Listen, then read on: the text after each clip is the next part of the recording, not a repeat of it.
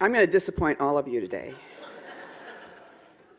Because after Cynthia spoke, I thought there was really nothing else that needs to be said. But I will say a few things. So one of the young men that was in the feature on NBC, or was it KPIX? You were on both.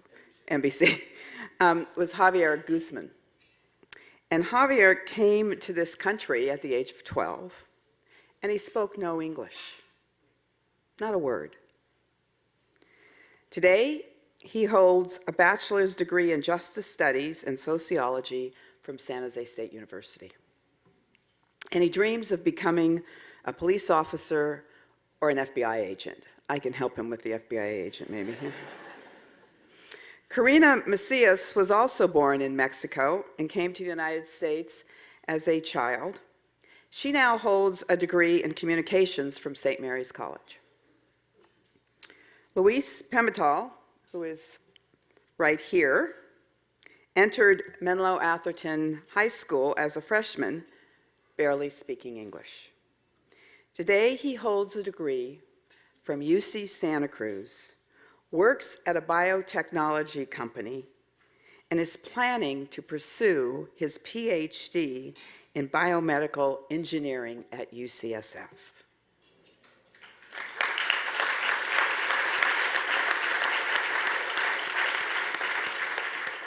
These three successful students have one thing in common.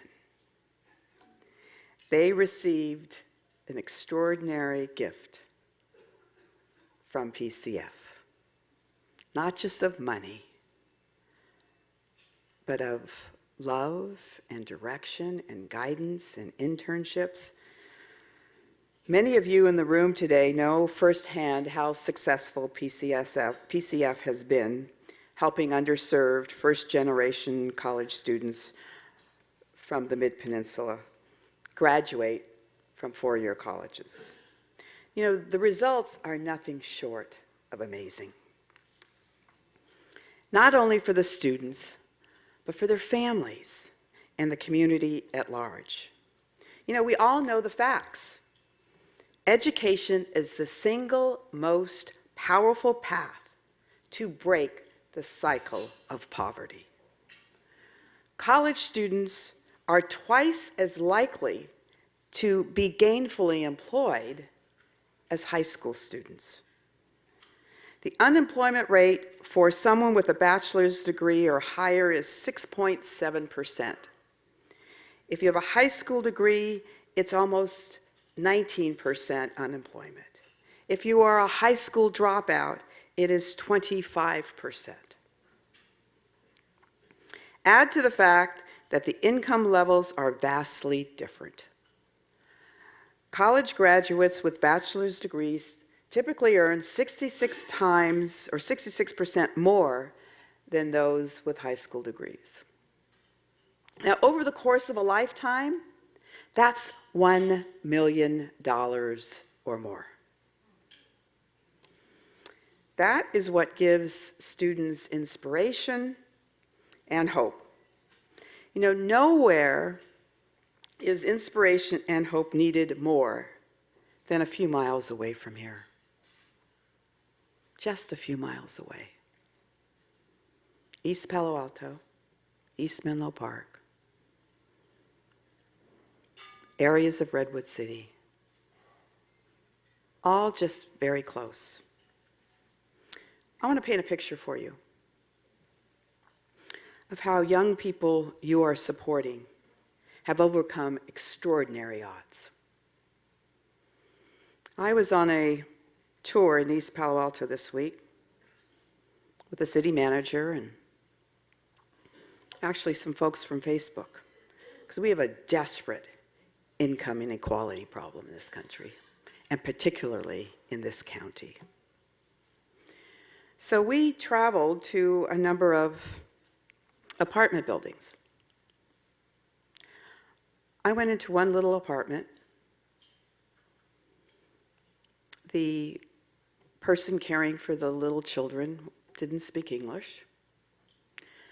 The apartment was spick and span. and there were 2 bunk beds in the kitchen. We then went to another apartment building, and we were greeted by a woman who lived in a 900 square foot, 2-bedroom apartment with 5 people, 3 adults and 2 children. The rent in this particular apartment was $2,600 a month. Let me add that the owner of that apartment building is a real estate developer whose address is on this very street. And what was she complaining about? Cockroaches.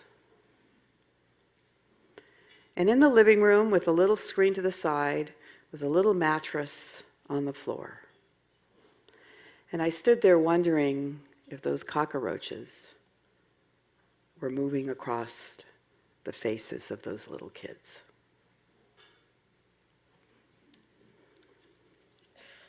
The kids that make it in this region, who are in extraordinarily difficult environments, make it because people care. People in this room. These kids are resilient.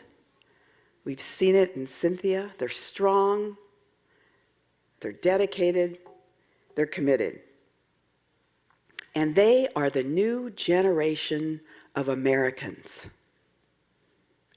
And we can't forget that. So, college debt, we all know, is crippling families and kids around this country. I want to tell you a couple of stories. It's not uncommon for the interns that work in my DC office. I take them to brunch at the end of every quarter and talk with them. And I always ask them how much student loan debt they have. And almost every single one of them has debt. And it's between $20,000 and $40,000 and $50,000. And one student this summer had debt, and he was not even finished with undergraduate, for $100,000. I was at San Francisco State meeting with students about their debt.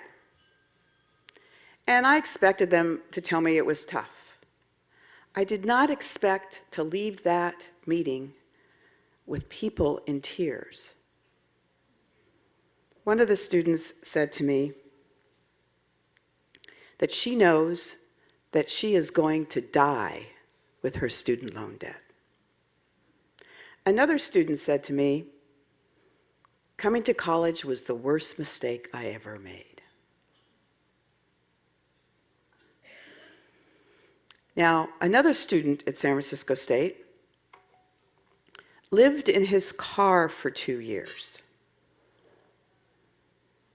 He is now a medical student at UCSF. These kids will do almost anything to achieve that goal, but they do need help, and we have to help them. First-generation college students are among the most disadvantaged in this battle for access to education and a successful career. Children of college-graduated families are 3 times more likely to attend college and to graduate. Over 70% of all students enrolled in a 4-year college earn a degree within 6 years. But for first-generation low-income students, that number, as you've heard already today, is only 30%. So PCF is a huge, huge benefit. We should replicate PCF across this country. It's part of the answer. So this organization not only eclipses that 30%, as you've heard today, 92% of the low-income students who get tuition grants and scholarships through PCF actually graduate. And this is from an organization that was launched just 11 years ago. Which brings me to saying a few words about Charles Schmuck. You know, in my work, I meet a lot of pretty wonderful people, great humanitarians. This man is among the top 5 that I have met.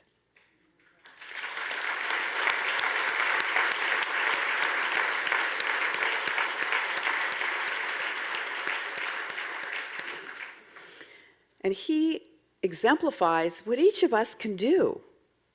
He just decided that for his 3rd chapter in life, he would put together an organization to help fund first-generation Californians and Americans to get a decent college education. But he didn't stop there, because what makes this organization so great that it provides mentorship and counseling and internships. So it's the full package. You know, it's been said that an education system isn't worth a great deal if it teaches young people how to make a living, but doesn't teach them how to make a life. That's what PCF does. That's what Cynthia's going to do. That's what Nitzia's going to do. They're going to make us all very proud. So, besides making a contribution today, which I hope each and every one of you do, think about the opportunities to be mentors. Think about the opportunities to provide internships, because we owe it to ourselves. We owe it to our children. We owe it to this country. We want to make sure that we have this educated workforce that will go on to create great successes, will come up with new cures.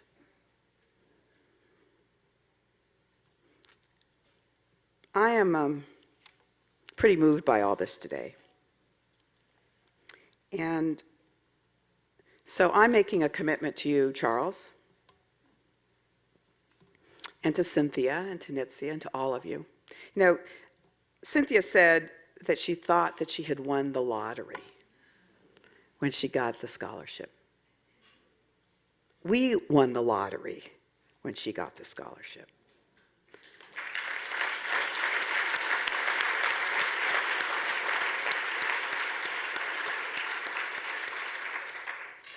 And I feel like I've won the lottery today. So I'm making a commitment to give $1,000 to PCF and to have an intern next summer. I hope all of you will do the same. Thank you.